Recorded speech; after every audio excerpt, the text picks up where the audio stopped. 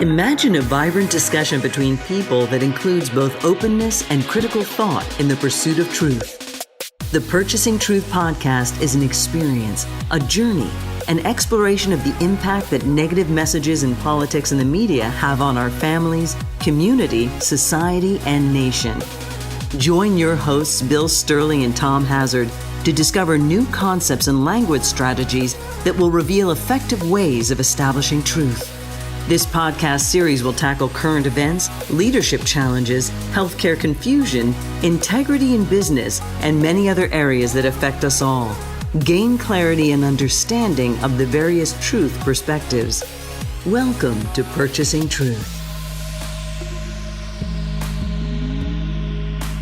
Welcome back to Purchasing Truth. And, Bill, I always enjoy recording these episodes with you. I look forward to it. Yeah. But I have to say, today, I'm still in somewhat of a state of shock.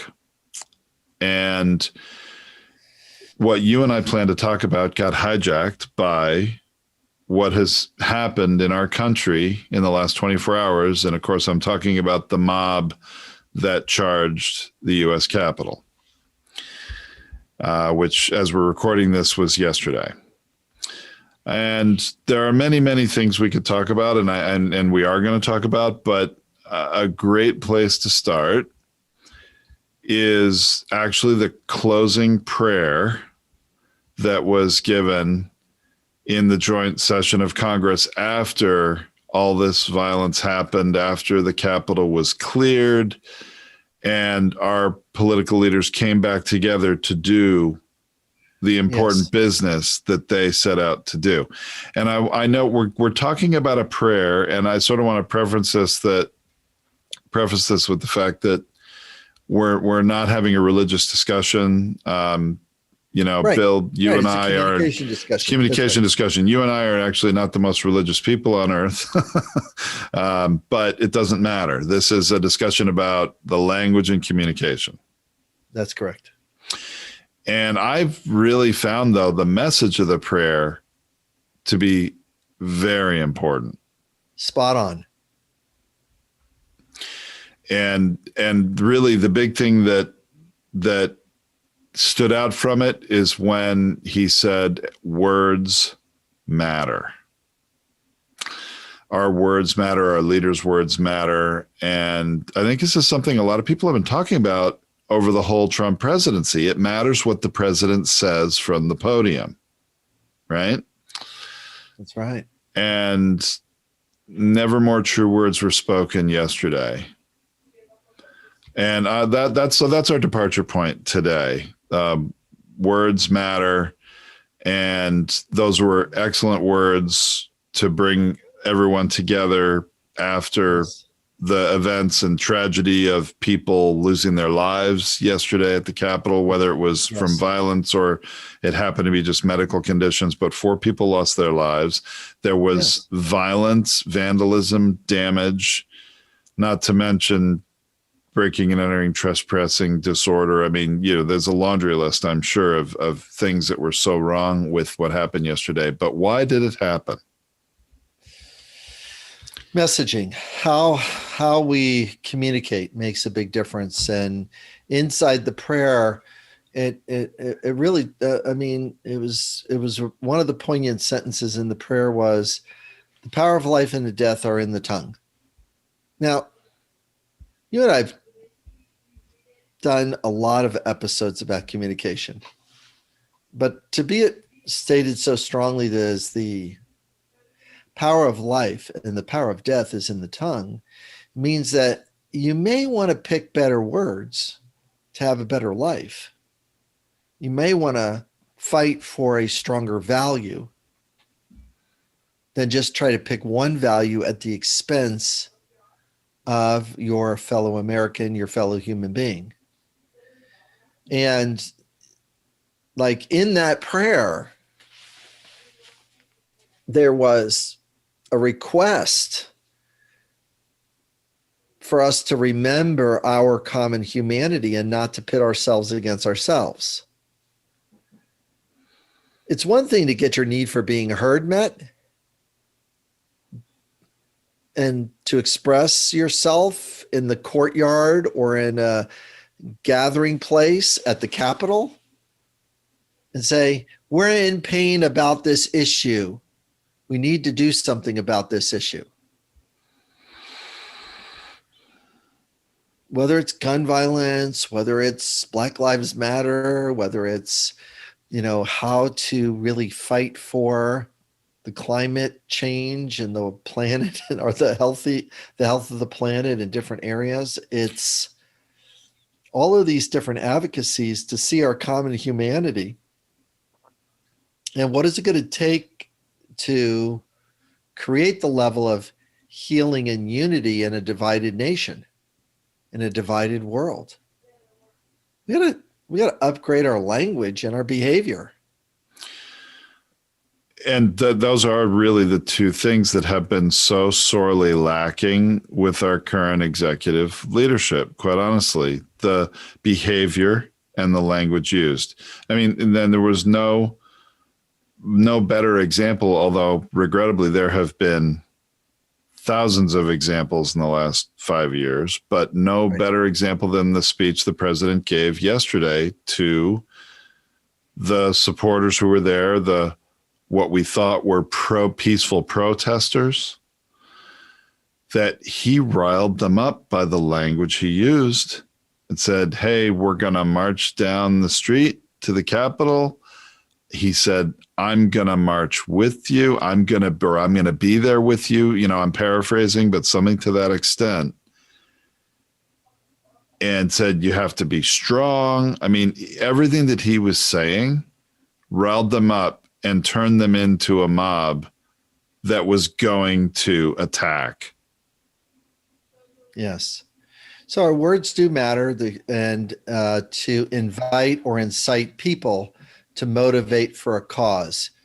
The cause is, think about the needs that were being met on that march. We are going there to be heard.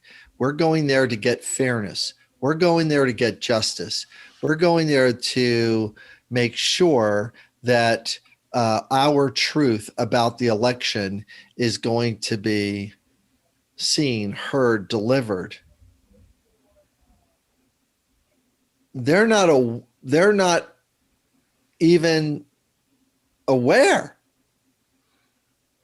that their needs that are so important, that are common between that marcher and you and I, have been set up to motivate them to take that march. Because if you and I had the same set of needs, fairness, respect, justice, we could be marching right there with them. If we were to believe that it was true, we would be on the march to do it. If we thought that we were fighting for the right. Meanwhile, what happens if you've signed up for a cause that is not for the best interest of the nation, that is not in the best interest for your common man? It's not, you're taking somebody else's rights away because of your action.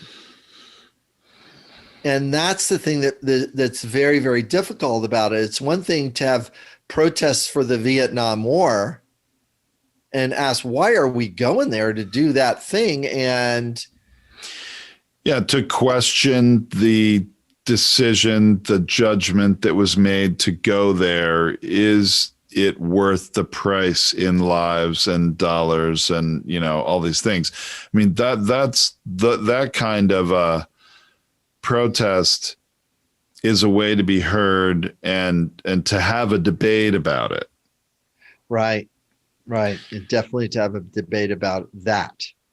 But what happened yesterday was just an angry mob not wanting to accept certain facts, certain truths. That's right. That's right. Even if you're listening for somebody that's holding for the truth, like the Secretary of State for Georgia, holding for the truth. The truth is, we didn't find that, Mr. President. That wasn't what our numbers were showing. This is the way our numbers were showing. Somebody gave you bad numbers, Mr. President, literally giving them off ramp after off ramp after off ramp, language wise, to say, so your numbers are not the same as my numbers? See, there's not a pursuit of truth in that. There is, no, your numbers are wrong, my numbers are right. That's not pursuing truth. And it's most certainly not in line with things like mutual respect, integrity, No, it's exerting fairness. It's like not that at all. It was exerting power. Exerting power through repetition. All I need is, there was a begging quality to it. There was a, can you just do me this favor thing? It's like, it's one thing if you're borrowing, $50 from somebody or you're a homeless person standing on the corner going like, yeah, I don't have anything for food or water or shelter or alcohol or drugs. And meanwhile, really, it's, I need support. Can you help me with support? And when you think about Trump's phone call from that viewpoint, you're going like, oh, he was looking for support any way he could find it. And it was okay with him to ask for it and it not be true or not be valid. It's okay, because he created a belief that it was true to him. And this is why this Purchasing Truth podcast and the discussion about how well we can restore truth is so essential, is that we've got to use our words to incite and invite people to motivate for the cause of America's identity, not for the needs of the individual, which we've been doing for a while now. And if you're going for the needs of the individual versus the needs of the group, then the right for one person to carry a gun anywhere they want, and everybody has to get over it, that's not a strong community, peace, harmony, justice thing. And they're not going to get their way in the long run, because eventually the larger group is going to go like, yeah, we're tired of it and we're not going to see violence on our TV anymore. What's the quickest way not to see violence on our TV? Not to have people not to have, it gets a little bit wacky, because the thing they're fighting for is the thing they're not going to get. Well, Bill, one of the things that still, I guess I shouldn't be surprised, but still surprised me yesterday is seeing, after the mob charged the Capitol building, broke glass, broke in, they're, really having the run of the place. There were people who were a part of that group who were interviewed, and they were asked if they believed that this action was justified, if they felt good about it. And the people who were asked, at least with this report that I saw, said yes, that it was justified, that they had no problem with it. When do people who have had their truth hijacked and purchased so much start to gain perspective and see things differently? What's a line that would wake them up to start to be considerate more of others and to look a little differently? Where is that line, Bill? How do people transform and get to that place? So step number one is to make sure you hear the person's belief fully, even though it might not be true, or because it could be a fallacy, could be a bias. So you got to hear that first. That's, as a communication person, expert, that I come in and I hear the person's sentence first. So you would like me to hear that you experienced truth, that there was problems in voting. Is that what you'd like me to hear? They then say, yes. I'm building an agreement on their agreement with what is solid in their mind.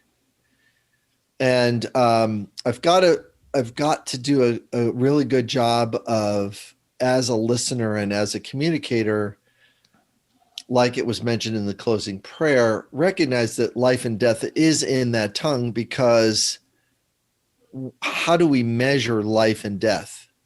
And we measure life and death through time. That's what we measure it through, is that this belief is a death belief. It is eating up this person's time and they don't know it. It's a belief that it is not serving them, and it's not serving others, and it's not serving the nation. So I've got to really be present too. And then the next sentence might sound like, so I'm guessing that you did feel angry and you did feel helpless, and you wanted to take this time to show how angry and helpless you were. Is that correct? Yes, they would say.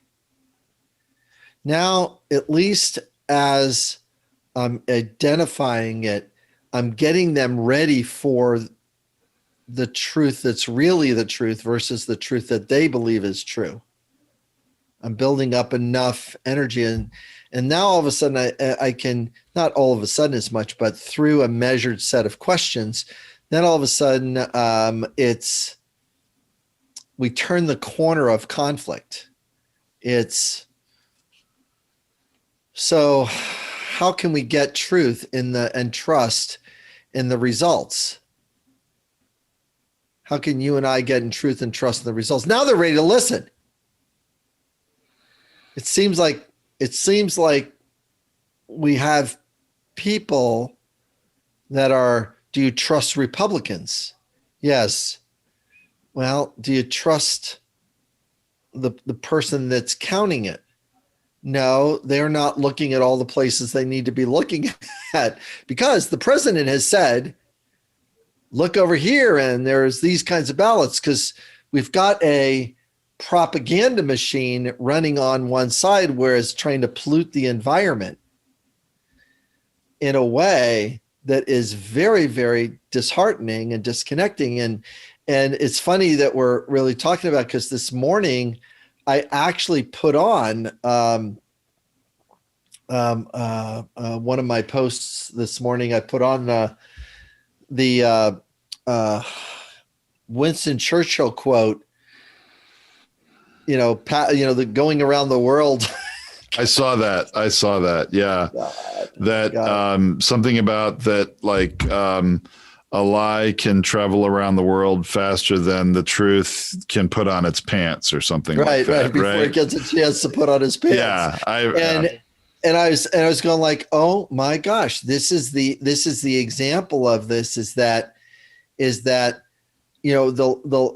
the lie gets halfway around the world is because a lie is a function of validation, and somebody extending trust to a leader, respect to the leader, admiration for the leader. I admire Trump for being on TV. I admire Trump for being a millionaire. I admire Trump for speaking up because I feel helpless about speaking up. And this guy doesn't seem like he has any problem with speaking up. This is the kind of leader I want, is somebody that doesn't have a problem speaking up. He doesn't walk on eggshells. He's unfiltered. He's this, and this. And all of the things they put as a positive attribute allows him to say things that purchases truth from their belief structure. They can't even feel, you can feel bad about the 11,780 votes that Trump lost by, but it's still 11,780 votes counted 3 times to get the same number. They did their due diligence. They did check the thing. They did look at these other elements that, yes, I looked at that. Yes, I looked at the Dominion machines. The Dominion machines are irrelevant here because we counted the paper ballots. And by the way, they worked, and they probably worked at other places because they have a contract, and they'll lose their contract, and their business will go south in a microsecond if there's a fallacy. And guess what? That's how we find trust, is trust, and truth is a process. So there's an exasperation in my voice because truth can't get its pants on before the lie is went halfway around the world. I mean, because truth is, you got to fight the process of truth. Now, I can appreciate Ted Cruz's opportunistic choice to try to find and develop the process of truth. But another part of me feels furious about the need for integrity, wisdom, knowledge of don't do it now. You do it now and you're in big trouble. And the casualty is going to land in a certain number of votes of people that will not extend to trust to Ted Cruz now. Because your willingness to look truth in the face and say, I'm sorry, I need to investigate a little bit more about the process of finding truth, when people have already done that, that is the 10, 20, 30% of votes that he's going to lose the next time around. He's going to try to restore it. And I know that people have a short memory. I don't know. Look at Lindsey Graham. I mean, right. 4 years Lindsey Graham said, we'll never do that. Go through the process. My words, we'll never do that again. We'll never do it again. And then he did it again. It's like, and then he gets reelected. So his people were okay with the identity politics, but they're not, they're okay. Excuse me. They're okay with the win because, he's our guy and we're not going to allow it to be the other guy. So honestly, his opponent, if he had hammered that one issue of integrity, that's all he should have talked about, made it a referendum on that. And I think Lindsey Graham gets enough people not voting for him. It may not have increased the number of people voting for the opponent, but it would have discouraged enough people from voting for him.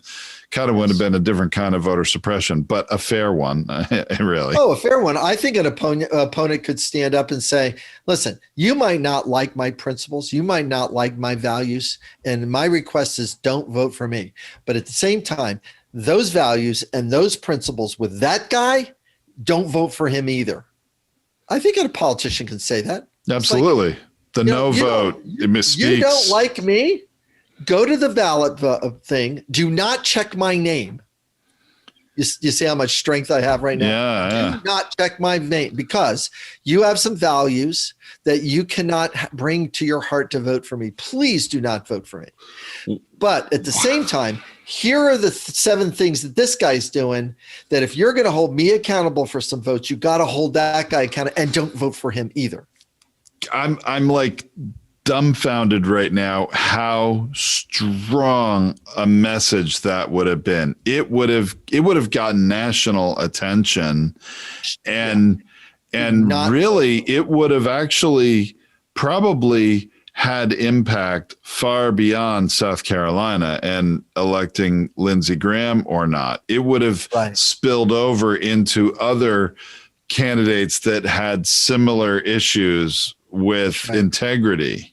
That's right. Yeah, the Loeffler vote would have been a larger margin. The other votes and other things around integrity. Because think about it. What you're saying is that this politician, he would say, you know what? I completely respect you, Mr. and Mrs. South Carolina voter, that if your values don't align with me, then you're not going to vote for me. I respect that. And I don't think you should vote for me but what happens in that process, he establishes that he has such strong values, Right. that he has such strong integrity.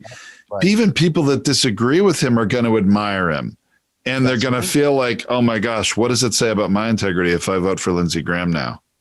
That's right. Because you're calling the common need forward in order to like purchase or it's not so much purchase, it's more expose truth to the broader message. I mean, you want truth to be a more of a oh my gosh than a, and it casts such a cloud. Oh, it would cast such a cloud over Lindsey Graham's, wisdom, decision making, hypocrisy, integrity. It muddies the water so bad for that opponent, right? In a way that he cannot defend. He is defenseless against that. That's right. And oh my gosh. So, okay. Well, so that in sort of South Carolina and certain Senate races, that would have been an excellent message. But the doubt and skepticism, you want the doubt and skepticism to sit on your side communication wise. So what happens, Tom, that in order to like put our arms around it a little bit more, it's saying to the listener, it's okay if you don't like me. I'm a human being too, and I'm sitting with a set of values here, but I'm fighting. I'm fighting for a set of values that we all can agree upon, and that what I'm fighting for is integrity. And this guy doesn't have any, and he doesn't have any to. And watch this sentence and try not to laugh too hard. It might sound like this. It seems like somewhere between when Lindsey Graham said this and Lindsey Graham, somewhere along the road, it seems like the need for integrity has fell off the truck and Lindsey seems like he's left it behind. Now, I'm telling a story about the loss of integrity. It gives the voter an off ramp, doesn't it? Because you voted for him before, you were on his team, but it gives them an off ramp to say, you know what, I'm no longer on his team.